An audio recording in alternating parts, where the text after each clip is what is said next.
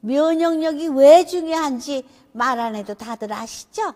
저는 몇 년째 환신을 꾸준히 먹고 있는데 면역력만큼은 걱정 안 합니다. 요즘 같은 시대 튼튼한 면역력에 건강까지 쑥쑥, 지금부터라도 환신 꼭 챙겨 드세요. 드셔본 분들만 그 진가를 느낄 수 있다니까요. 이제 면역력은 환신에 맡기고 건강하고 즐거운 인생 누리자고요. 요즘 부쩍 면역력이 걱정이세요? 면역력을 팍팍 튼튼하게 챙기고 싶으세요? 부담 없이 전화해서 지금 바로 상담 받아보세요. 아니, 죄송합니다. 근데, 일찍 잔 거 제가 조금 뭐 피곤해서 그렇다 치고라도. 근데, 보니까, 생각보다, 그러니까 생각한 거보다는, 뭐랄까, 2대2, 그냥 딱, 뭐, 무승부처럼 보입니다. 근데 저는 사실 신문에서 무승부 이렇게 표현하지만, 무승부라고 생각하지 않거든요. 네, 그럼 뭐라고 표현하시겠습니까? 이건 저기예요. 그야말로 국민의힘이 선전했다. 선전했다. 이게 승부가 뭐 안 가려진 건 아닌 것 같고요. 가려졌다. 어느 정도 가려졌다. 조국은 패. 자, 그 조국이 이번에 보니까 제일 많이 손해본 것 같아요. 제일 크게, 타격을 입었죠. 타격은 왜냐하면 그만큼 쏟았으니까. 그렇죠.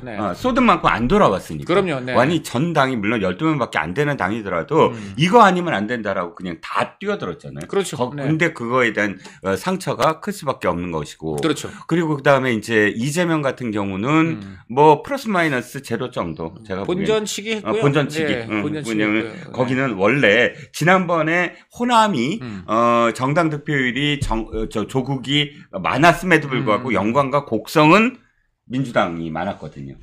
그런데 그럼에도 불구하고요. 그 득표율을 보면 민주당 말고 다른 정당들, 진보당이 나름 굉장히 약진을 했잖아요. 나름 정도가 아니라 어마어마한 약진. 이번에 보면 특히 영광인가요? 거기서는 조국당을 이겼잖아요. 2위를 했습니다. 그건 정말 이건 눈부신 선전이죠. 그래서 조국당하고 진보당을 합치면요. 거의 60% 가까이 얻었어요. 그렇습니다. 자, 이거는 그럼 이거 반대로 생각해 보십시오. 그럼 지금 민주당이 전남이면 호남의 민주당의 텃밭 중 텃밭인데. 그렇죠. 민주당만 따로 떼어놓고 보면 41%밖에 못 얻은 거예요. 그렇습니다. 맞습니다. 거의 60% 가까운 표가 비민주당 정당에 갔습니다. 그렇죠. 이게 굉장히 중요한 거예요. 쉽게 말하면 지금 이재명 대표가 다른 그 민주당 바깥에 이런 진보 좌파 세력이 연합한 거에 진 거예요. 6대4로 졌어. 맞습니다. 그러니까 강의원 정말 제가 들으면 들을수록 늘 감탄하지만 진짜 중요한 포인트를 말씀하신 거예요. 그 영광에서는 여당이 민주당이에요. 그렇죠.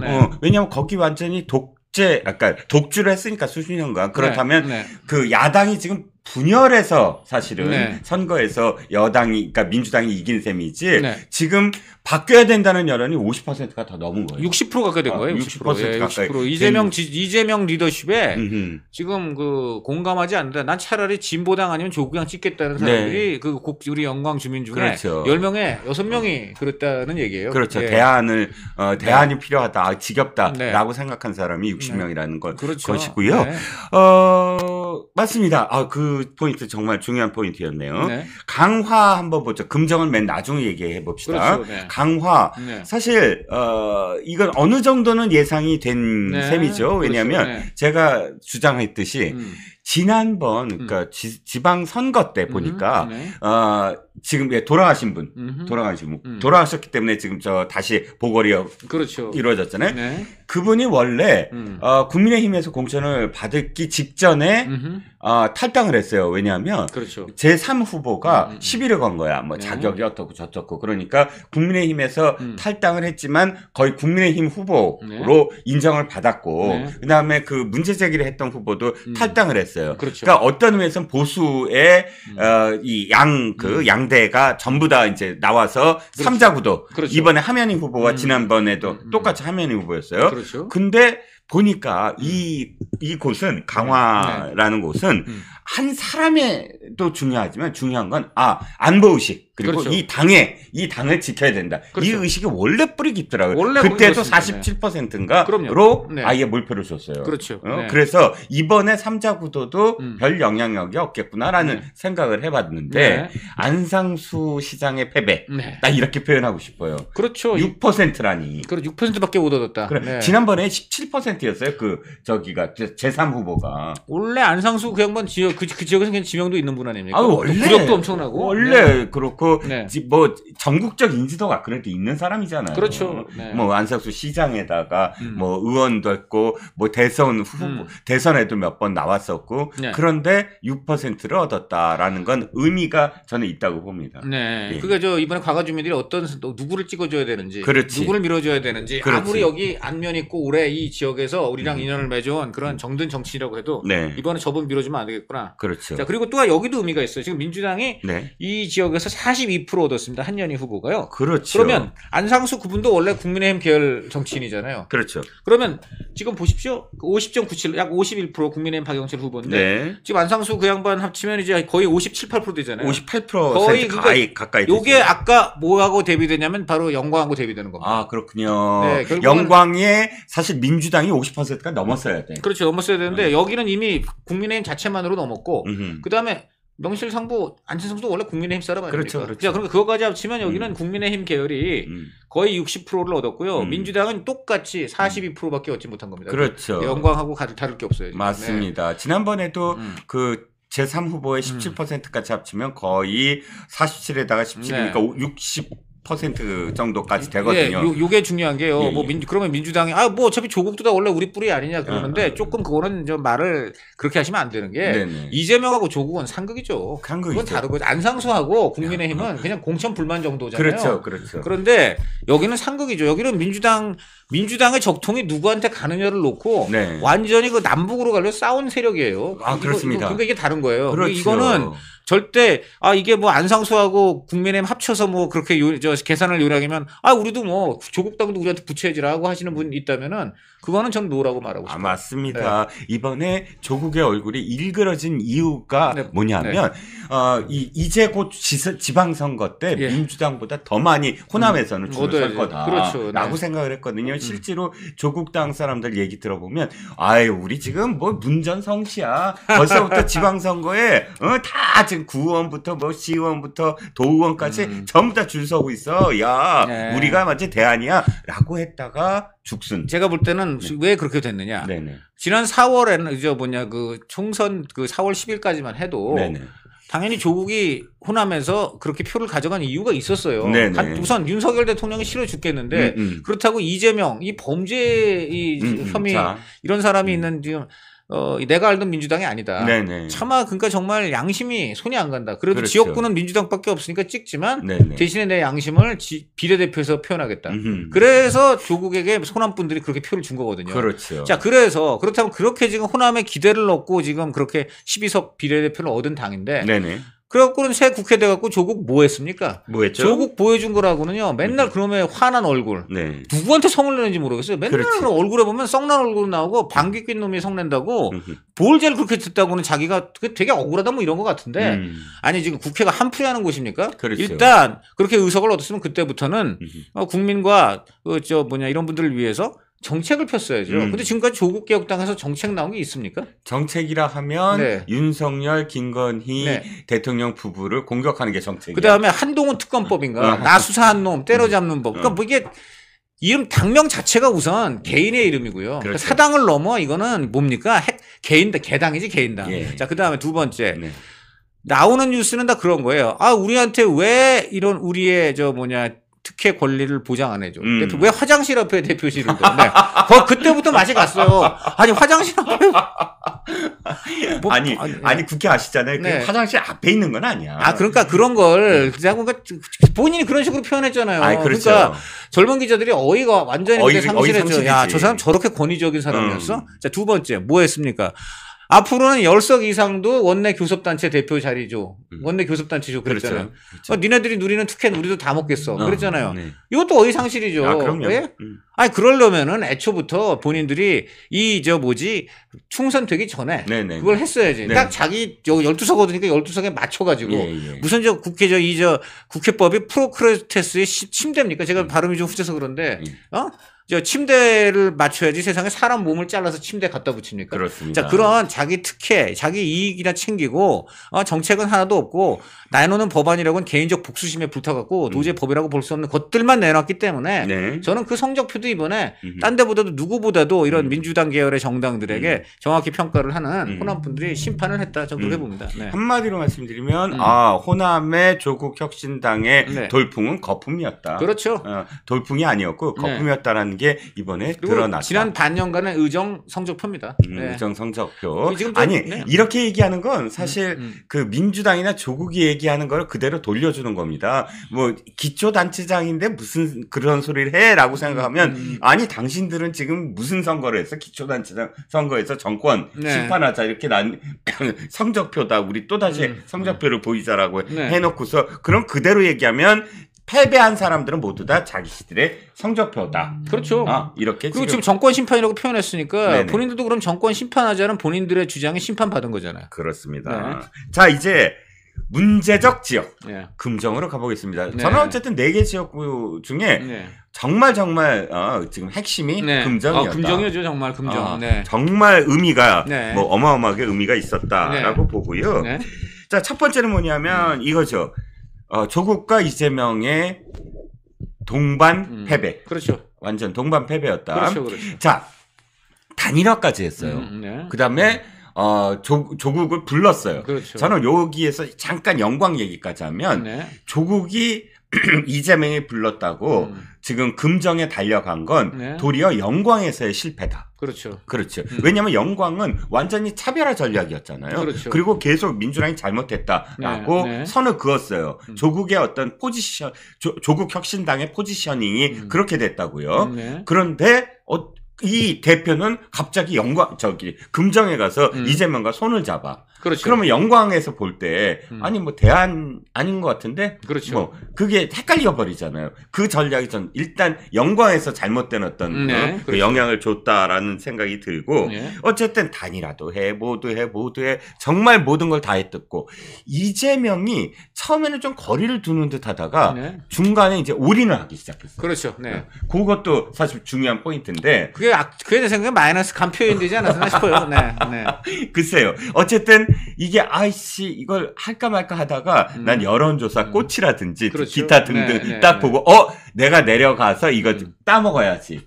내가 안 가서 뭐 한 거보다 이길 것 같으니까 내려간 거야. 솔직히 그렇죠. 내려가고 막 뭐 주민 여러분 뭐 이러면서 이제 했는데 쪽팔리게 됐다. 그러니까 조국이 금정 간 거, 또 이재명이 금정 간 게 완전히 해착의 원인이 마이너스의 손이 됐죠. 네, 마이너스의 손이 됐다라는 겁니다. 자, 금정 말씀을 해주시죠. 자, 우선 금정이 몇 가지 이제 굉장히 중요한 포인트는요. 이게 여당 내의 셈법이 굉장히 복잡했다. 그렇죠. 바로 요겁니다. 요 한동훈 대표가 막판에 정말 올인했어요. 6번 갔습니다. 6번. 지금 7번 갔다는 얘기도 있는데 하여간 6번 이상을 적어도 갔고요. 1박 2일도 2번이나 했어요. 그렇죠. 1박 2일 2번이나 했고 그다음에 대통령 배웅도 안 갔어. 그렇죠. 금정. 그게 상징적이죠. 대통령 배웅을 안 가고 대신에 금정 주민한테 올인했다. 이게 굉장히 중요하고요. 그다음에 또 하나가 뭐냐면은 이분이 금정구민들하고 4시간을 걸었어요.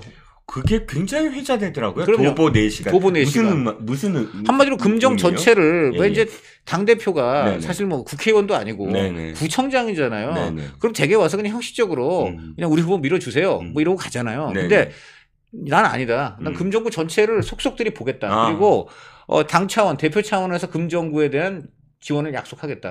금정구에 정말 구석구석 돌아서 뭐가 부족한지 몸으로 체험하겠다라고 아예 그거를 근데 말로 하는 게 아니라 몸으로 보여준 거죠. 그리고 4시간 동안 걸으면서 그 주민들이 다 보는 거 아닙니까? 야, 그렇죠. 저 사람 잠시 시장 한 100m 걷고 또 차 타고 어디 가나 보다가 아니라 진짜 4시간을 걷네? 와, 여기 우리 금정구 웬만한 데 다 가네? 야, 이건 진정성 있네. 그리고 거기서 더 큰 것은 전 이렇게 보는데 금정 구민들이 단순히 구 차원의 선택을 하신 건 아닌 것 같아요. 금정 구민들이 저는 굉장히 현명하고 넓게 보시는 게 이게 단순한 구청장 선거가 아니다. 이게 지금 국민의힘 여당의 명운이 걸렸다. 만약에 이번에 이 총선에서 지면 이 재보선에서 만약 국민의힘이 지면은 민주당의 국민의힘이 이제 잔뜩 무너지는 것도 있지만 지금 한동훈으로 상징되는 좀 당내의 변화 이것도 끝나는 거 아니냐. 이렇게 되면 이거는 그야말로 앞으로 정권 재창출의 가능성이 없어질 수도 있다. 그렇죠. 요거까지 본 거예요. 그렇습니다. 일각에서 지금 이 선거에서 만약에 국민의힘이 지면 한동훈 대표 체제가 무너진다. 한동훈 죽는다. 여기서 한동훈 죽는다는 표현이 뭐 한동훈 이른바 한바의 개념이 아닙니다. 한바의 개념이 아니에요. 한바의 개념이 아니고 어쨌든 지금 우리 여권 내에 굉장히 이제 오해와 문제와 잘못이 있는 것들에 대해서 바로잡는 이런 노력의 흐름이 끊긴다는 겁니다. 그렇죠. 그러니까 이제 그 여당이 용산의 거수기는 아니잖아요. 그렇죠. 여당은 민심과 용산 권력의 브릿지예요. 거수기가 아닙니다. 다리 역할을 해야 돼. 그런데 이 다리가 끊긴다. 그래서 저는 이번에 그 우리 금정 구민들이 굉장히 현명한 선택을 했다고 봅니다. 단순히 그냥 이재명에 맞선. 그래서 우리가 이 당을 찍어준다가 아니라 이제는 이 당의 변화 요구를 우리가 지켜줘야 된다. 변화에 대한 움직임과 노력을 지켜주려면은 이재명 플러스 그 변화를 한동훈을 죽게 만드는 그 요인 이것까지도 우리가 맞서 싸워야 된다. 그렇죠. 2배의 노력을 기울였다고 봅니다. 그렇죠. 그 2배의 노력이 2배의 숫자로 돌아왔다. 정확합니다. 2배까지는 아니지만 거의 그렇다고 봐요. 그렇죠. 왜냐하면 지난번에 총선 때 백종원 의원이 그 당선자가 2위인 민주당과 격차가 13.25%포인트에 불과했거든요. 그렇죠. 사실 되게 이번에 17대 1로 부산에서 이겼지만 민주당은 웃었어요. 왜 웃었냐? 거의 모든 지역에 패배한 이 득표율이 40%를 넘겼어. 왜냐하면 이게 왜 중요하느냐? 낙동강 벨트의 동부는 진짜 거의 60%, 58% 막 이런 식으로 압도적으로 언제나 국민의힘 의원들이 이겼어요. 거기는 그러니까 예를 들어 해운대구라든지 또는 지금 이 금정이라든지 정말 아성이었거든요. 근데 차근차근 갉아먹으면서 득표율을 40%까지 올렸다는 건 그만큼 다져왔다. 이제 우리는 곧 무너뜨린다. 이런 마인드를 갖고 있었어요. 그런데 지금 결과는 금정구민 여러분들이 단순히 그냥 이기게 만들겠다가 아니라 압도적으로 이기게 만들었다. 압도적으로 이기게 만들겠다. 그러니까 지금 거의 30%대, 그러니까 뭐 5% 이상 차이가 난 거예요. 61.03 대 38.9. 이거 특히 그리고 보면은 정말 그 보수층이 정말 결집하고 열심히 투표장에 나갔다는 게 눈으로 보이는 게요. 이날 그 투표율이 47% 된데요. 재보궐 투표율로서는 어마어마한 이거는 엄청난 겁니다. 엄청난 거고요. 부산시장 2021년 그 오거돈에 정말 그 천인 공노할 성추행으로 오거돈 날아가고 치러진 보궐선거. 그래서 이제 박형준 지금 시장이 됐는데 그때 54.5%. 이건 시장이니까 그렇죠. 그리고 2022년 지방선거 때 51.3%. 그게 이제 지난번에 이제 금정구청장 돌아가신 분, 그분 재보궐도 아니고 본선이 지금 51.3인데 거의 그거에 지금 4%포인트 가까이 따라잡은 거예요. 47.2이기 때문에. 그러니까 투표할 사람은 다 나온 거예요. 다 나온 거고 특히 이게 기표소 닫는 시간이 되니까는 이게 47.2까지 올라갔다는 거거든요. 오후 6시에 40%대를 넘어서. 그러니까 막판에 엄청 달려가신 거예요. 밤에 정말 그런 점에서 금정 구민 여러분들의 애국심에 정말 박수를 보내고 싶은 그런 생각입니다. 이게 광역단체장급. 지금 한마디로 부산시장급 선거였다는 그런 지금 평이 나오고 있어요. 거의 그렇죠. 양쪽이 워낙 올인했기 때문에.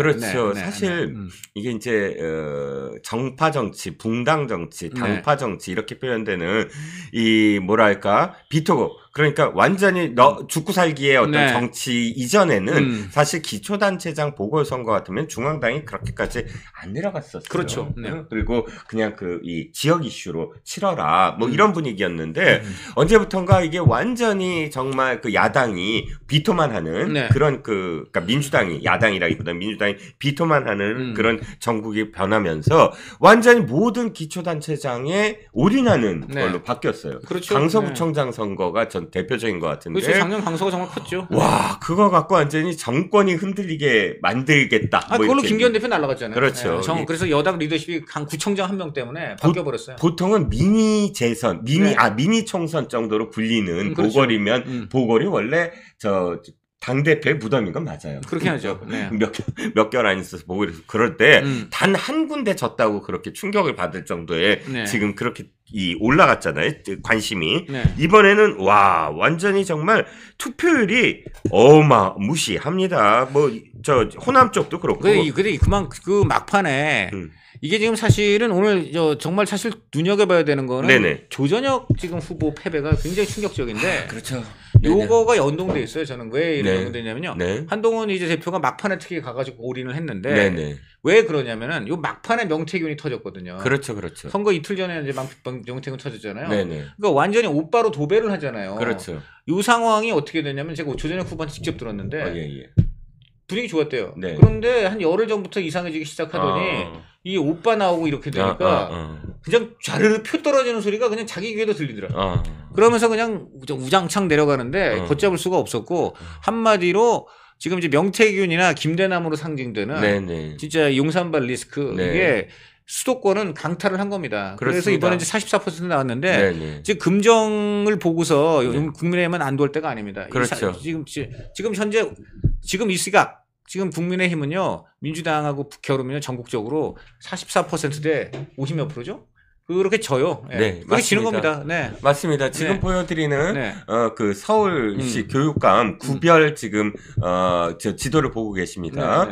보시면 알겠지만 사실 초토화됐어요. 초토화예요. 강남 3구 정도가 지켜졌고 여기 이제 용산구가 지켜졌습니다. 지난번 총선 때 그래도 지금 2개 역할을 했던 동작구도 뺏겼고 굉장히 유의미한 어떤 그런 그 승리를 얻었던 도봉구도 뺏겼고 이렇게 쭉 보시면 완전히 정말 또다시 참패를 했다. 전체적으로 아까 강 의원께서도 말씀하셨지만 이 악재들이 굉장히 중요한 어떤 포인트를 지금 보여주고 있다라는 겁니다. 지금 용산은 이걸 직시해야 됩니다. 지금 용산이 있는 용산구가 지금 보수 후보가 이겼다고 좋아할 일이 아니에요. 그렇죠. 지금 서울 다 두려 빠졌어요. 서울이 완전히 끝장났습니다. 저게 지금 정권 대선 총선 일반적으로 다 저렇게 간다는 거고요. 그러니까 이번에 이제 금정 그리고 이제 강화는 이거는 텃밭이니까 다른 거예요. 다른 거고 이제 정말 제대로 승부를 해야 되는 링은 이 서울하고 경기도 이런 데인데 서울 경기도죠. 이번에 보면 딱 저거밖에 못 얻는 거예요. 국민의힘이. 그렇죠. 그래서 이거 엄청난 겁니다. 이거. 그렇죠. 그러면 돌아보면 저는 진짜 깝깝한 게 이겁니다. 큰 선거든 작은 선거든 선거 때마다 왜 문자가 지금 나오느냐. 문자가 신경 쓰여.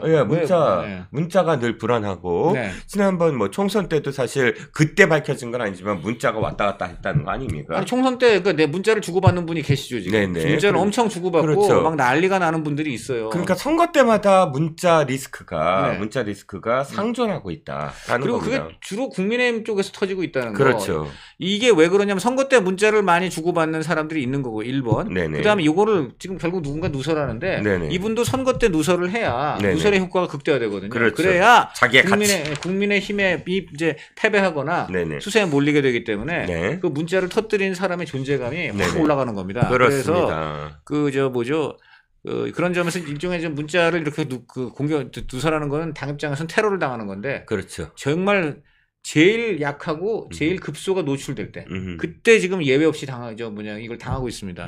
이건 평소 때 그만큼 리스크 관리 못 해왔다는 얘기고요. 두 번째로 이런 문제는요. 드러난 것은 투명하게 해명할 수밖에 없어요. 맞습니다. 정면 돌파해야지고 다시는 이렇게 그 리스크가 되풀이되지 않도록 한번 끊어줘야 됩니다. 이걸 그냥 계속 가져가면서 방어만 하다가는 완전히 그러니까 지금 자꾸만 선택적으로 이번에 사실 그 제일 눈에 띄었던 게 이제 오빠인데 오빠 처음에 오빠 나오니까 용산이 친오빠라고 했잖아요. 그때 우리 이종근 진행자는 딱 그 얘기 듣자마자 어떤 생각 드셨어요?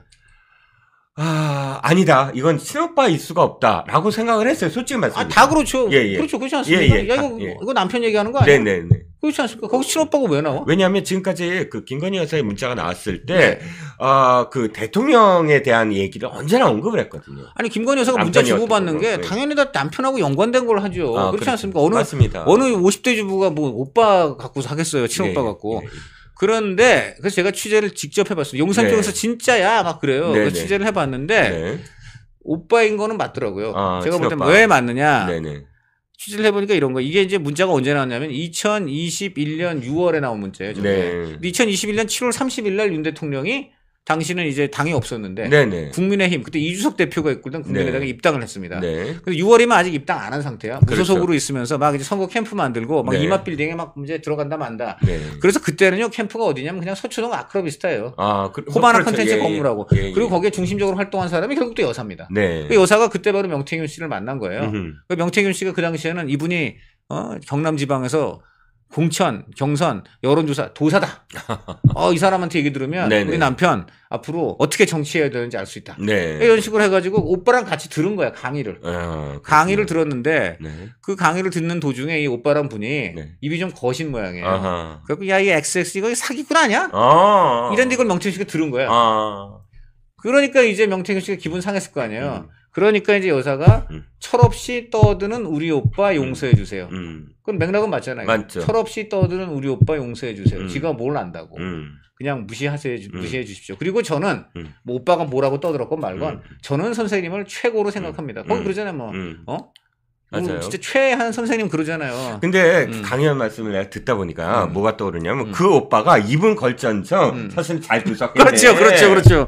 그때 입만 걸었지 맞잖아요. 그 사람에 대해서. 그때 진짜 오빠 명태균 씨한테 오빠를 사과할 게 아니라 어머 오빠 말이 맞네. 나 저 사람 앞으로 멀리 해야 되겠네. 그게 맞지. 그랬었지. 아니 우리 오빠가 말은 좀 걸지만 사실은 저기 명찰하거든. 몇절 보거든. 그래서 앞으로 저 선생님 앞으로 당신하고 이제 나 전화 끊을게. 전화 끊어. 이랬어야 되지. 나 그렇죠. 그 오빠 좀 만나보고 싶네. 그렇네. 이게. 그 오빠가 제대로 본 거야. 아니 너 당신 사기꾼 같아.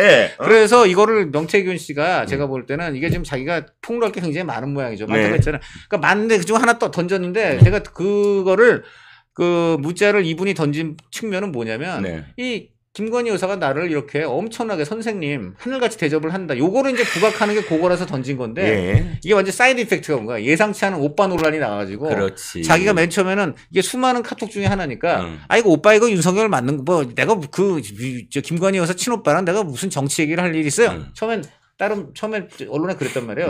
그런데 시간이 좀 지나고 이거저거 보니까 이거 가만 보고 요때는 내가 보니까 그때 진짜 친오빠하고 같이 얘기한 게 맞네? 해갖고 밤중에 CBS하고 TV조선에다가는 그 오빠는 친오빠 맞다고 했어요. 그러니까 지금 또 이제 언론에서는 한 입으로 두 말하는 명태균 그래가지고 또 정말 이 사람 우리도 정말 뭐 자기가 명태균 나 자신 나도 몰라 뭐 이제 이런 식으로 비꼬는 기사가 났는데 그래서 어쨌든 간에 전반적으로 보면은 요거는 친오빠는 맞는 것 같습니다. 그런데 이제 중요한 건 여기서 다시 문제가 나요. 지금 말한 대로 그럼 친오빠가 맞았네. 이제 이게 1번. 2번. 아니 근데 왜 친오빠가 이런 그 명태균하고 이런 그 윤석열 캠프하고 논의하는데 왜 등장을 해? 이거 외척 개입 아니야? 좀 이런 문제가 생기는 거죠. 하도 우리가 조선시대 때 그 드라마 많이 봤잖아요. 그럼요.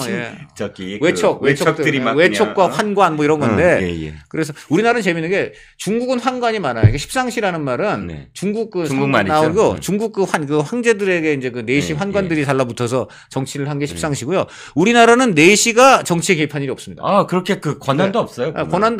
사실 중국도 권한이 없는데 거기는 어떻게 하다 보니까 내시가 이제 개입을 하는 문화가 있고요. 우리나라는 외척입니다. 이게 조선과 중국 왕조의 차이인데요.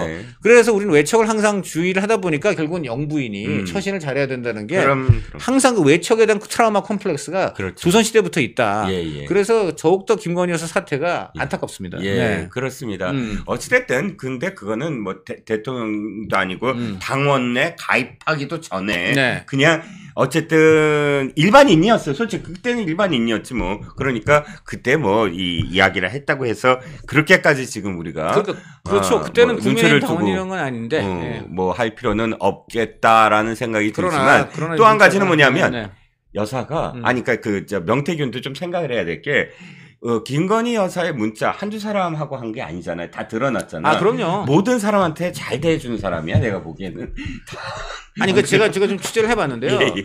여사가 네. 진짜 이 사람 저 사람 많이 얘기를 듣고 네. 많이 이제 문자를 나누는 거예요. 네, 근데 네. 그 사람들 중에 어떤 사람한테 여사가 넘어가느냐? 네. 저렇게 좀 뭔가 신뢰가 안 가는 사람. 네, 네. 근데 말을 그냥 무지 잘하거나 네, 네. 뭔가 여사 마음에 쏙 드는 네. 뭔가 이런 말재주가 있는 사람들. 이런 사람들한테만 넘어가면 네. 그러니까 여사가 사람이 굉장히 좋은 분 같아요. 그러니까 좋으신 굉장히 분이야. 그런 맞아. 분을 극진하게 대접을 해요. 아, 그렇죠. 그렇게, 말은 또 뭐 어떻게 네. 말이야 뭐 천냥빚이 아니 갚잖아요. 그런데 말 대우만 잘 그 사람을 믿어버리니까 네네. 그 사람한테 걸려 들어가요. 네. 그러니까 뭐 명품백도 받고 예. 뭐 물론 그 받은 이유가 그 백 자체에 대한 탐욕보다는 예. 아 내가 이걸 안 받으면은 또 저 기분 상할까 해서 그렇지. 근데 결과적으로는 그게 다 걸리는 거고요. 그 300만 원짜리가 뭐가 뭐 김건희 여사한테 뭐 얼마나 중요했겠어요?라고 저도 생각을 합니다. 아니요, 전 중요했을 거라고 보고. 근데 전 김건희 여사가 당연히 300만 원 백이니까 어머 이거 받아야지는 아니었을 것 같고요. 그렇죠, 그렇죠. 아버지 뭐 아는 분이고 뭐 하다 보니까 이제 받은 그럼. 거 측면인데 어쨌든 받은 거 자체가 그러나 잘못입니다. 잘못이고요. 그렇죠. 결국 뭐냐 여사가 네. 이 사람 좋은 거 하고 네. 그 상대방을 과하게 믿고 의지하는 건 다른 거예요. 네. 과하게 믿고 의지하시면 안 됩니다. 그렇습니다. 네, 이거 굉장히 중요한 거예요. 이제는 네. 아는 그러시리라 믿고.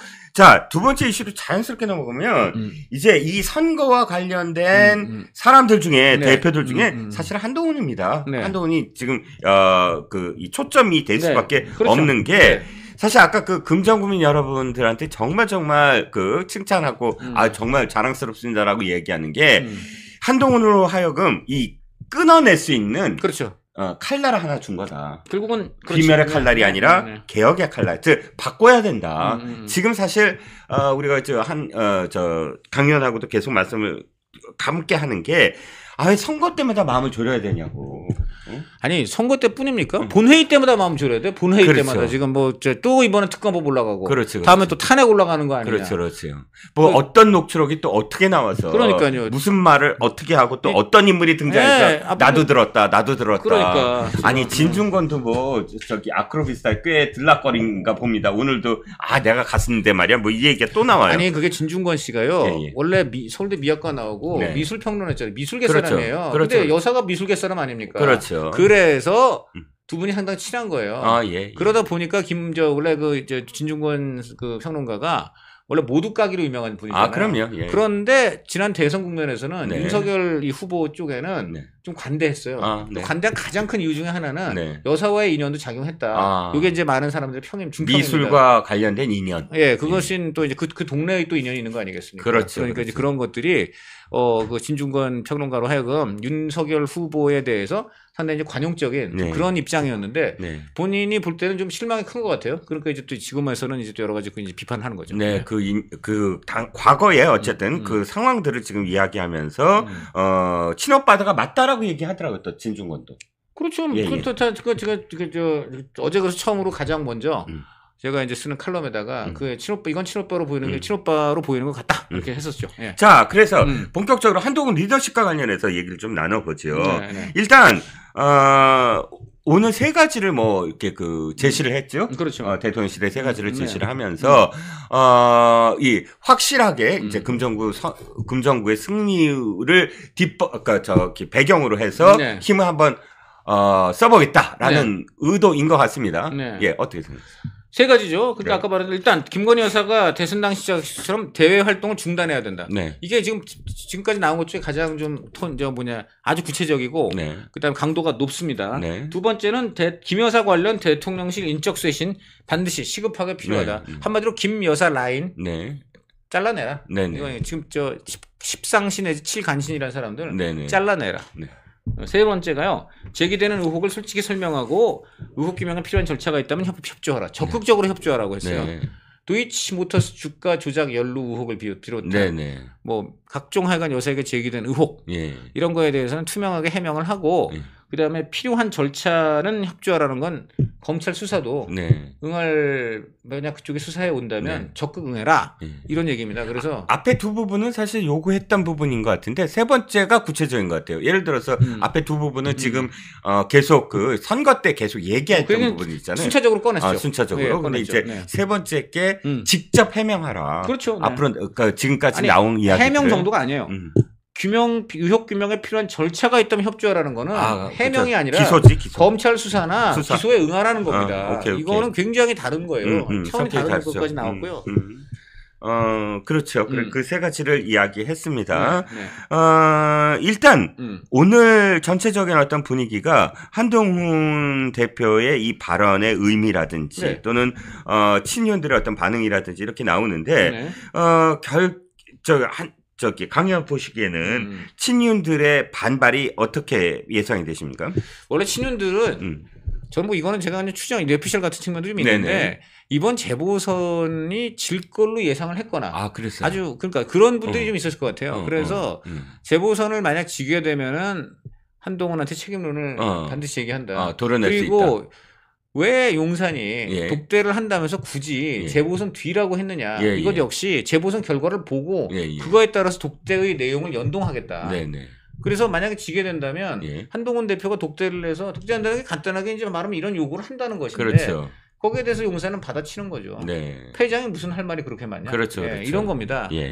장해찬 위원이 아마 이렇게 얘기했던 것 같아요. 보니까 지금 한동훈이 6번이나 내려가고 1박 2일을 2번이나 하고 또 내려가서 선거 유세 때마다 어쨌든 김건희 여사 문제를 입에 오르는 건 패배를 이미 인식을 하고 패배 원인을 윤 대통령 부부에 돌리려는 것이다.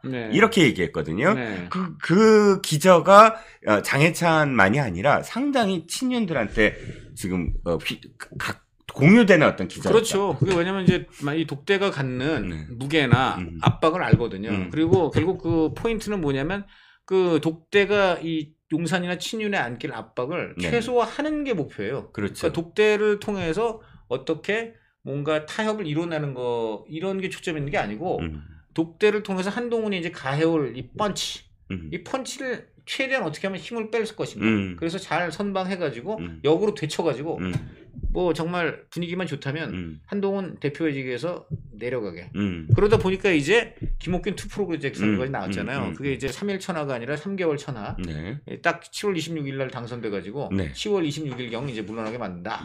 뭐 이런 얘기까지 나왔습니다. 그게 사실이라고 믿고 싶지는 않은데 어쨌든 이런 상황이었기 때문에 한동훈 대표가 부산 내려갈 때 그런 부분을 굉장히 인식했을 거예요. 이게 단순히 내가 이번 선거에서 지르면은 내가 이재명한테 지는 게 아니에요. 이재명한테 지는 건 지는 건데 난 용산한테 지는 거예요. 그러니까 두 개의 적과 싸운 것이고요.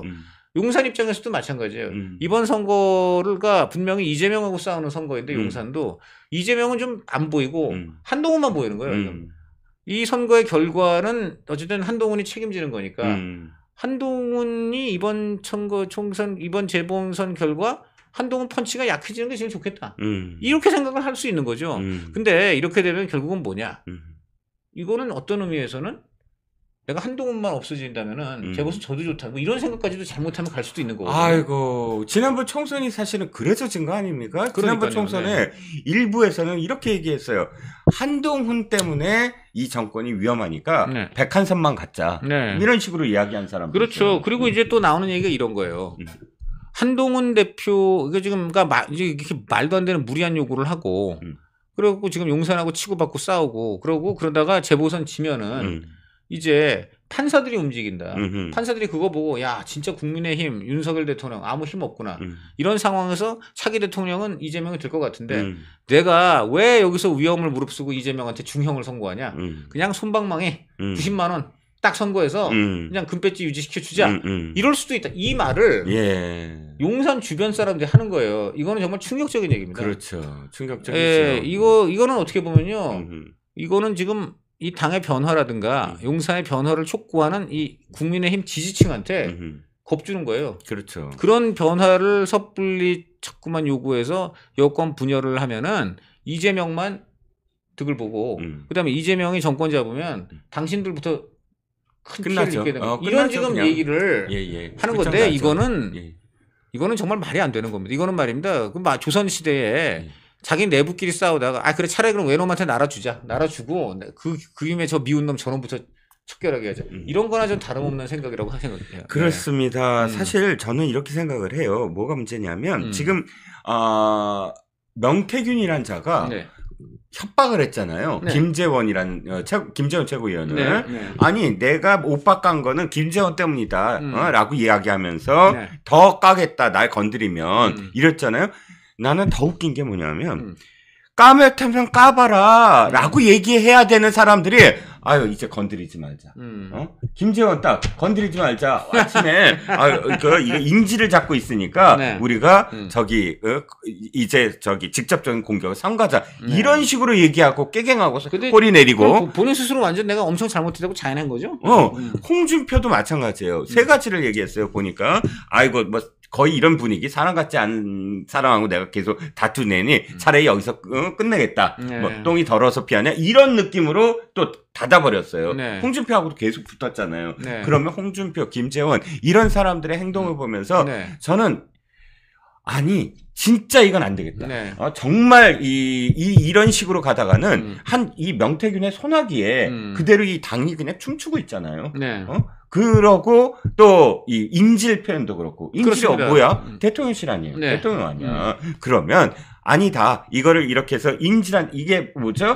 무슨 신드롬? 뭐 스톡홀m 신드롬? 네. 네. 아유, 범인과 한패가 돼. 범인과 이제 한패가 돼. 한패가 돼 갖고 아유, 우리 같이 이 사람 잘못한 거 없어. 그렇죠. 우리 다 옛날부터 이렇게 해왔어. 네. 우리 대충 넘어가자. 네. 아이고, 우리 김건희 여사 뭐 녹취록을 더 듣고 싶진 않잖아. 이런 분위기가.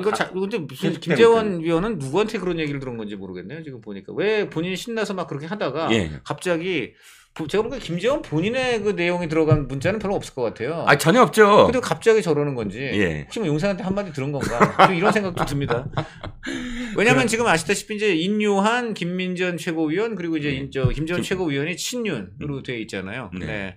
그래서 이분들이 이제 말하는 건 용산의 어떤 의중하고도 연결이 되어 있다라고 보통 우리가 추측을 하는데, 김재원 이분이 막 신나서 명태균 이른바 까다가, 한방 지금 그 되치기로 의문의 일패를 당하게 되자 또 너무나 빛의 속도로 지금 꼬리를 내린단 말이에요. 그렇죠. 그리고 이 꼬리를 내린 시점이 언제입니까? 재보선에서 지금 국민의힘이 승리한 그날. 네, 지금 이렇게 됐어요. 그리고 이날 또 누구보다도 앞장서서 한동훈을 비판하던 홍준표 이분도 갑자기 꼬리를 내렸고. 그래서 이번에 보면은 저는 그러니까 이번에 우리 국민의힘은 말이죠. 이 명 때문에 망해요. 이재명하고요, 이 명태균하고요. 그러니까 이게 명 때문에 망해. 그렇죠. 그러니까 뭐 명태균, 김대남 이런 정말 근본 없는 자들, 그 기본이 안 되는 자들, 도저히 정치를 함께하는 어떤 정치를 함께한다는 게 아무리 자기 이익을 추구하고 자기 금배지가 중요하다고 해도 동지라고 불렀잖아요. 그럼요. 뜻을 함께하는 사람이잖아요. 뜻을 함께하는 사람은 이런 사람들은 뜻을 함께하는 사람들이 아니에요. 그러니까 이런 사람들하고 하여간 여사께서 하여간 문자 같은 거 정말 자제하셔야 되는데 지금 이런 얘기가 나오고 있어요. 어떤 거요? 여사 휴대전화를 말이죠. 바꾸게 하는 방안까지 나오고 있다. 바꾼다고 바꾼다는 녹취한 아니 일단 어쨌든 중요한 거는 그런 사람들 여사한테 사악한 의도를 갖고 전화하거나 문자하는 사람들. 근데 여사가 그 사람들 전화 오거나 문자가 오면 응대하지 말아야지 하다가도 하시는 모양이에요. 그러니까 그러면 그 사람들한테는 또다시 좋은 공격 먹잇거리를 주는 거잖아요. 그러니까 지금부터라도 한마디로 그런 사람들과 일체 모든 연을 끊는다는 의미에서 전화기를 바꾸고 지난 전화기는 이재명이 했던 대로 전자레인지. 요거는 정말 이재명한테 특강을 이재명이 그거 아주 거기 유동규 씨한테 뭐 밖에 던져버리고 뭐 쓰레기라도 먹어서 입원을 하고 거기 매뉴얼 있잖아. 매뉴얼이 있죠. 자, 독대 전망 마지막으로. 독대 어떻게 될 것 같습니까? 자, 그래서 지금 바로 문제가 독대인데요. 오늘 한동훈 대표 측 사람들 몇 명하고 통화를 해봤는데, 우리는 이제는 이제 물러설 수 없다. 이 기조로 간다. 이번에 금정구인들의 그런 어떤 선택을 통해서도 확인이 되었고, 이게 민심을 확인했기 때문에 적어도 이 세 가지 이거는 계속 갈 수밖에 없는데, 그 다음이 근데 거의 똑같아요. 어떻게? 용산에 들어줄 것 같지가 않다. 그러나 우리는 계속 이 얘기를 할 수밖에 없다라고 이게. 결국은 이 용산 윤석열 대통령께서 지금 한동훈 개인과의 그런 어떤 감정이나 이런 것도 있겠지만은 지금 당과 나라 정부를 위해서는 윤석열 대통령께서 한동훈 대표하고 반드시 좀 이렇게 뜻을 모셔야 된다고 저는 생각이 듭니다. 물론 한동훈 대표도 대통령한테 너무 되바라지게 한다든지 지금 어떻게 이 재선거 승리를 얻고 네. 막 강요하듯이 예. 이렇게 하면 안 되죠. 네네. 재선거 승리에는 우리 한동훈 대표의 공이 컸지만 분명히 용산이나 윤석열 대통령에 대한 지지도 같이 있는 것이기 때문에 당연하죠. 그 다 잘 되라고 지금 부산 주민들이 모아주신 거예요. 저는 근데 이거는 확실한 것 같아요. 어떤가요? 표가 우리 이번에 그 국민의힘 구청장 후보를 찍은 금정 구민들의 마음에는 네네. 두 가지가 같이 있다고 봅니다. 네. 어떤 분들은 아마 윤석열 정부의 성공을 위해서라는 마음으로만 찍은 분들도 있을 거고 당연하죠. 어떤 분들은 이번에 한동훈 대표에 힘들게 뛰고 있고 잘못하면 한동훈 대표로 상징되는 변화나 개혁이 물 건너가기 때문에 찍어야 되겠다 분들이 있을 거예요. 네네. 그런데 이 두 표심의 공통점은 이건 있다고 봅니다. 어떤 거요? 결국은 두 사람이 어떻게든 화해를 해라. 당연하죠. 두 사람이 어떻게든 머리 맞대고 네네. 당의 정권의 두 축으로서 네네. 같이 좀 가라 제발. 그렇습니다. 요거는 어느 쪽 주민들도 다 그쪽 예를 들어 그중에 윤석열 정부의 성공을 원한다면서 찍은 분이 네. 빨리 한동훈 축출해 버리고 네. 그다음에 그냥 용산 말 잘 듣는 그런 당 세워가지고 가면 네네. 된다. 저는 이런 마음으로 찍은 분은 그렇게 많지 않을 거라고 생각합니다. 네, 그렇습니다. 자, 그러니까 두 사람은 사실 공동운명체예요. 아니 한쪽이 이기고 한쪽이 진다 이런 결과가 나올 수가 없습니다. 왜? 아니 대통령하고 지금 여당 대표하고 어떻게 분리가 됩니까? 네. 만약에 정권이 실패하면 여당 후보, 여당 대통령 후보는 같이 가는 거예요. 당연합니다. 네. 그리고 또 대통령 입장에서도 지금 여당 대표인 한동훈 대표가 어느 정도의 어떤 마음, 지지를 세가 있거든요. 근데 네. 여기서 한동훈 대표를 이전의 대표 치듯이 쳐버린다고 그런다면 그야말로 당이 두 조각 난다. 그렇죠. 제일 경계해야 될 것이 지금 예를 들어 어떤 김건희 여사 문제에 일정한 국민적 해법이 필요하다. 이 말을 바로 한동훈에 줄 서는 거냐. 지금 이렇게 치환해버리는 이거는 가장 안 좋은 거예요. 그렇죠. 그렇지 않습니다. 그게 아니고요. 예. 예를 들어 이런 거예요. 우리가 지금 부산에 어떤 피서를 가려고 가는 거예요. 네. 그런데 버스 운전기사가 한동훈일 뿐이야. 우리는 네. 부산행 버스를 탄 건데 그렇죠. 그 기사가 한동훈이에요. 네네. 우리의 목표는 부산 가는 거예요. 그렇죠. 우리의 그렇죠. 목표는 예. 이 당이 개혁해서 예. 좀 더 민심에 부응하는 당, 정부가 되는 게 이게 목표인 거예요. 네네. 그럼 부산 가는 게 목표여서 버스를 탔는데 네. 왜 너는 한동훈이 모는 버스 타냐? 네. 그러니까 너는 한동훈에 줄 서느냐? 예. 이런 거죠. 그렇죠. 그런 겁니다. 목표는 부산 행인 거고요. 그렇죠. 근데 목표는 윤석열 정부 지지를 오르는 거예요. 그게 제일 그렇죠. 중요한 목표인데요. 그렇죠. 그 목표는 하기 위해서는 아까 말한 대로 그 목표를 향해 달려가는 버스를 타는 것뿐이고 그렇죠. 마침 그 기사가 한동훈일 뿐입니다. 기사 보고 타는 게 아닙니다. 그렇죠. 네. 윤석열 대통령의 성공이 목표예요. 그럼 네. 윤석열 대통령의 성공을 위해서 사실 네. 운전을 할 뿐입니다. 그렇죠. 운전기사가 마침 안전하게 가야죠. 네. 그런 의미로 저도 생각을 합니다. 네. 자, 세 번째 이슈로 넘어가겠습니다. 네. 세 번째 이슈는 바로 네. 한강을 오염시킨 문재인입니다. 네. 와, 한강을 후쿠시마 오염이 문제가 아니라 네. 한강을 오염시켜 버렸습니다. 네. 바로 역대급입니다. 역대급의 그 네. 오염수를 그냥 퍼붓습니다. 입에서 네. 퍼붓습니다. 네, 바로. 퍼붓습니다. 예. 아니 저렇게 난 정말 이 뻔뻔함이 역대급인 것 같습니다. 세상에 네. 그렇게 왕성하게 네. 뭐 이거저거 막 그냥 막 퍼나르던 사람이 네네. 갑자기 자기 딸 살인행위라고 본인이 했던 네네. 그런 음주운전 그것도 뭐 정말 면허 취소 수준의 네. 거의 이재명 대표의 네네. 그 음주 측정 수준에 근접한 이런 엄청난 지금 그렇죠. 살인행위를 그 그렇죠. 아버지 말에 따르면 살인행위인데 딸이 살인행위한 거에 대해서는 입도 끔뻑 안 하고 있더니 네. 갑자기 한강 작가 뭐 물론 온 국민이 축하할 일입니다만 이분이 지금 저는 이렇게 생각해요. 이분은 한강 작가가 저렇게 수상한 거에 뭐 마음으로 기뻐하는 건 당연하겠지만 네. 나서서 떠들 자격이 전혀 없다고 생각하는 게 네네. 이거예요. 왜냐? 한강 작가가 이번에 인터뷰도 안 하고 네. 지금 로키로 가는 가장 큰 이유가 뭡니까? 지금 러시아 우크라이나 전쟁, 팔레스타인 뭐 이스라엘 전쟁으로 사람들이 죽어 나가는데 네. 내가 뭐 이런 걸 가지고 잔치하고 막 이렇게 웃을 낯이냐 해서 지금 그러신단 말이에요. 네. 그 무슨 얘기입니까? 한강 작가가 지금 제일 혐오하는 게 살인이에요. 네네. 사람 죽이고 하는 전쟁. 전쟁에 싫어서 네. 나 지금 언론이 그렇게 요청하는 인터뷰도 안 한다 이런 거잖아요. 네네. 네. 그런데 지금 바로 그 살인 행위한 게 누굽니까? 자기 딸 아닙니까? 자기가 분명히 살인 행위로 규정한 행위를 한 거 아닙니까? 그렇습니다. 그러면 한강 작가한테 사죄를 해야죠. 그렇죠. 누구보다도 살인과 전쟁이 싫어서 네네. 누구나 지금 당연히 듣고 싶은 그런 인터뷰도 지금 거절하시는 한강 네네. 작가님 앞에 네네. 내 딸이 바로 한강 작가가 제일 싫어하는 네네. 그런 사람 죽이는 네. 그러한 행위를 했다. 네. 한강 작가님 죄송합니다. 네. 이래야지 정답 아닌가? 맞습니다. 네. 그것만인가요? 얘기 듣고 보니까 정말 저는 인권을 생각하고 그다음에 사람다운 가치를 생각하는 작가들이라면 문재인에 대해서 정말로 분노를 느낄 수밖에 없다고 생각해요. 가장 극악한 반인권적인 행위가 그렇죠. 탈북어민들 그렇죠. 죽는 거 뻔히 알면서 강제 북송시킨 것 같고요. 우리나라 공무원 서해에서 떠내려간 그 우리나라 공무원을 소각 살인을 하는데 자기는 잠만 쿨쿨 잤다. 그렇죠. 네. 이건 진영을 떠나서 그리고 그다음에 뭐라 했습니까? 예. 그 밑에 그 졸개들은 그날부터 이분이 빚이 많았고 도박 빚이 많아갖고 북한으로 도망가던 월북자였다.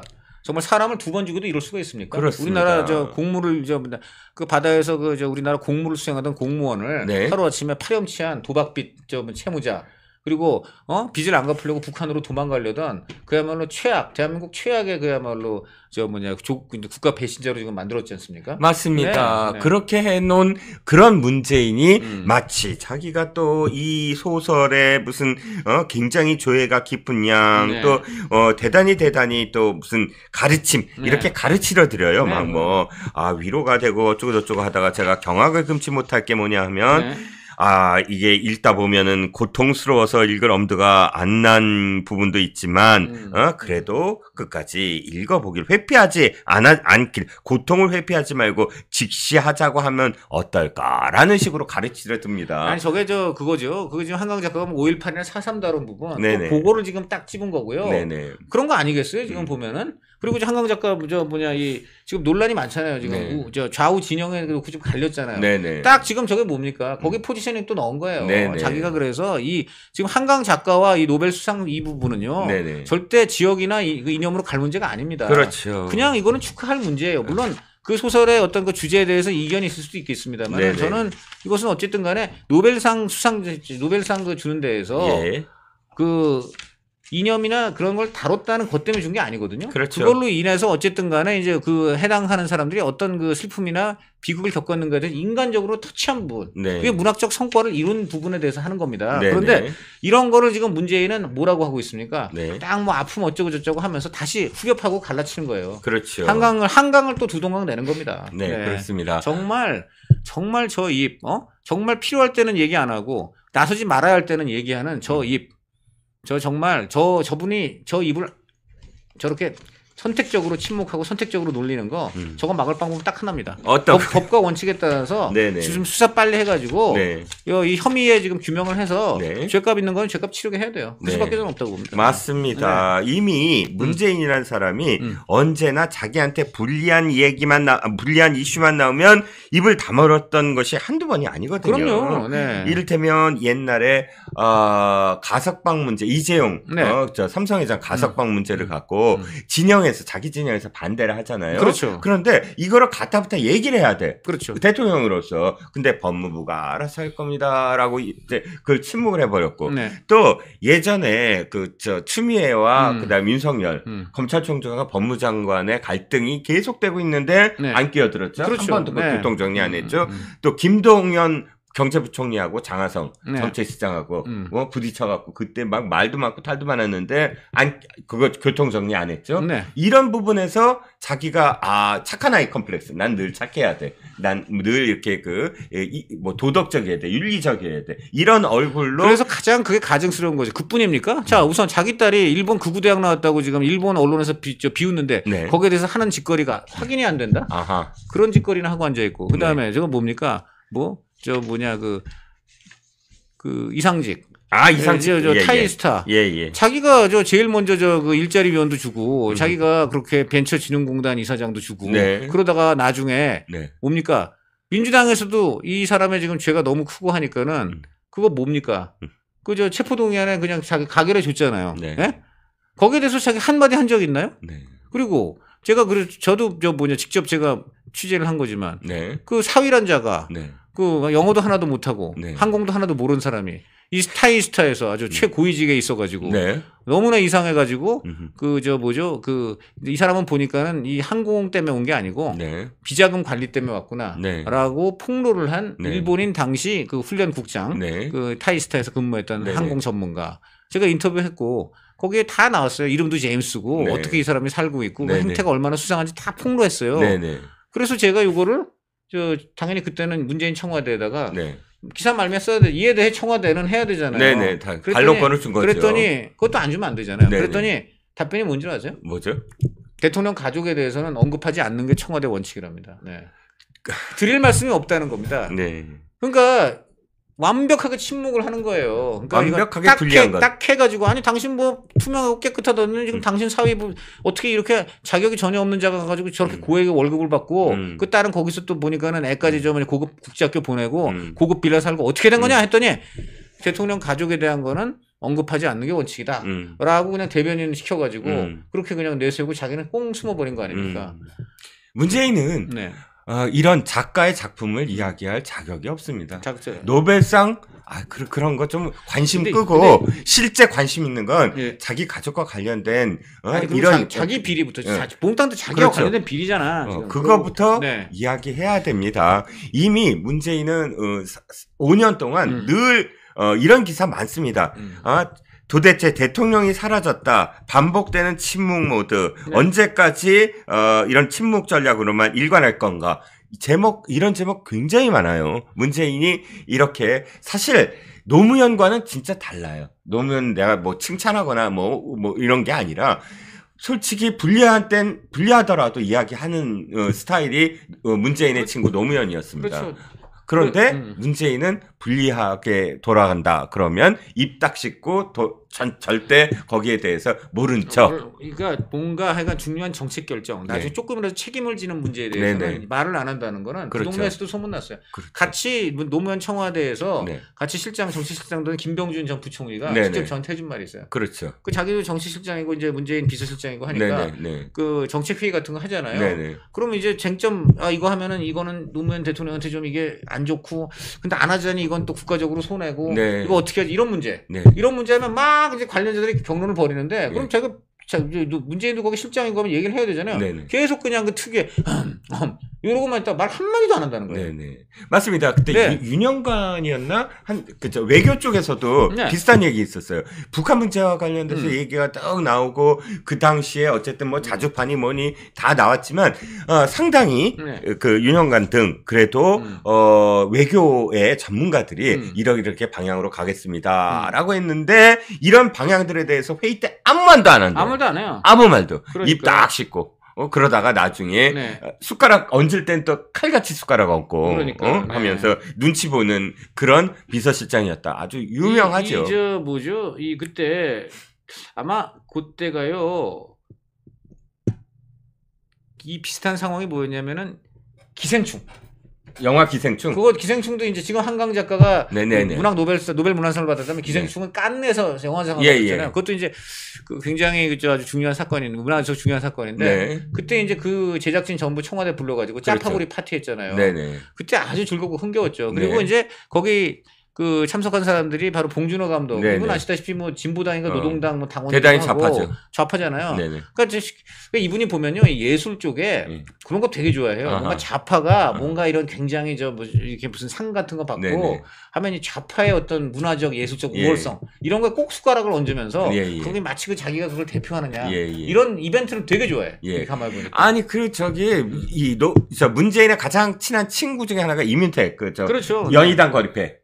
그래서 뭐 이쪽 그 좌파 연극계 어떤 진짜 상징이잖아요. 그래갖고 막 뭐 문재인 그때 당시에 연설도 도와주고 했는데 어떻게 됐습니까? 성범죄 괴수였죠. 괴수로 해서 연희당 거리패에 새로 들어간 신입당원들을 성추행했잖아요. 그렇죠.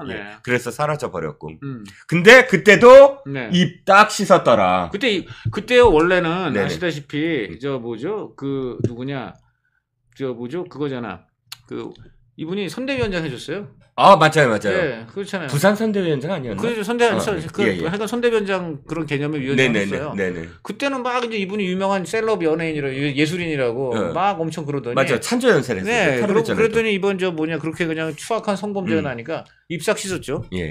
그러니까 다시 촉구합니다. 딸 살인 행위에 대해서 본인이 얘기해야죠. 비겁하게 윤건영을 통해서 윤건영이 자기 얘기인지 아니면 문재인 얘기인지 네. 전혀 주어가 불확실한 상태로 아니 뭐 근데 그러려면 얘기를 좀 제대로나 좀 전달할 것이지 네. 나중에 금방 드러날 뽀록날 네. 그런 거짓말들을 네. 그 윤건영 의원이 불쌍하지도 않습니까? 그 말이죠. 아주 얘기를 좀 제대로 하고 제대로 대변해줘야지 네. 온팡 뒤집어 쓰잖아. 지금 네. 전 제일 웃긴 게요. 네. 그 공유 숙박업소 네. 뭐 별장이 아니고 공유 숙박업소다. 뭐 네. 제주도 그거 뭐 네. 기자들 별장이라고 쓰지 말라. 네. 뭐 그 숙박업 등록도 돼 있다. 네. 근데 제가 이제 취재본가 아니잖아요. 네네, 등록 그거 아니어가지고 제가 지금 조국 대표실에 뭐 조국이 근데 그것도 엄청 같이 막 왕왕 불어댔잖아요. 네네. 조국 대표실 직접 전화해가지고 네. 취재본가 아니던데요. 그랬더니 네. 되게 곤혹스러워하다가 조금 있다가 입장을 주겠다고 네. 보니까 이제 띡 하고 주면 아 그거는 전부 윤건영 의원한테 들은 말씀. 그래서 윤건영 의원은 지금 독박 쓰게 돼 있다고요. 독박이군요. 네, 그러니까. 네. 자, 후쿠시마 오염수 얘기하기 전에 한강을 오염시킨 문재인 얘기까지 해봤습니다. 네. 뭐 지금 더 저희가 이제 비판 안 할 테니까 딸에 대해서 얘기만 하면 됩니다. 딸에 대한 자신의 어떤 딸은 그리고 빨리 이제 용산서에서 조사받고 예. 법에 처분을 받아야죠. 아니 뭐 택시기사와 합의를 봤으므로 진단서 안 띄겠죠 뭐. 그러니까 이제 나오겠죠. 네. 그것 때문에 아마 출두를 안 하는 것 같은데. 그렇겠죠. 아마 이제 그거에 이제 꼭 그렇게 해놓은 다음에 예. 언제 도대체 예. 근데 이분들이 뭐 야반도주 잘하는 분들이잖아요. 아하. 어느 사이 언제 주투수는 모르게 태국도 날아가고 그러기 때문에 그렇죠. 제가 지금 어저께 기자들이 너무 불쌍해요. 제가 어저께 용산서 한번 가봤어요. 거기 가면요. 지금까지 뻗치게 하고 있어요? 아니 거기 특히 카메라 기자들이 지금 방송 기자들. 며칠째야. 지금 제가 우리 JTBC 후배 거기 있는데 네. 일주일째 지금 이러고 있대요. 아유. 그 건물 앞에 저 카메라 세워놓고 일주일째 지금. 지금 그 문재인 일가한테 말씀드립니다. 기자들 화나게 해서 도움되는 거 아무도 없어요. 네, 네. 진짜 그 지금 일주일 한 열흘만 가면 정말 이제 빡칩니다. 빡치죠. 네. 뚜껑 열립니다. 그러니까 이제 이제 출두할 때 됐습니다. 거기 네. 지하도 없습니다. 지하실도 없고요. 지하 네. 주차장도 없고요. 그러니까. 그리고 이걸 아셔야죠. 지금 네. 민주당이 가장 먼저 우리 김건희 여사 왜 제3의 장소에서 몰래 조사받았냐 그랬잖아요. 그 말 하신 정당 대통령이시니까 그 딸 그렇게 제3의 장소 몰래 하면 안 되죠. 네. 민주당 바로 그 잣대대로 하시기 바랍니다. 네, 그렇습니다. 면역력이 왜 중요한지 말 안 해도 다들 아시죠? 저는 몇 년째 환신을 꾸준히 먹고 있는데 면역력만큼은 걱정 안 합니다. 요즘 같은 시대 튼튼한 면역력에 건강까지 쑥쑥 지금부터라도 환신 꼭 챙겨 드세요. 드셔본 분들만 그 진가를 느낄 수 있다니까요. 이제 면역력은 환신에 맡기고 건강하고 즐거운 인생 누리자고요.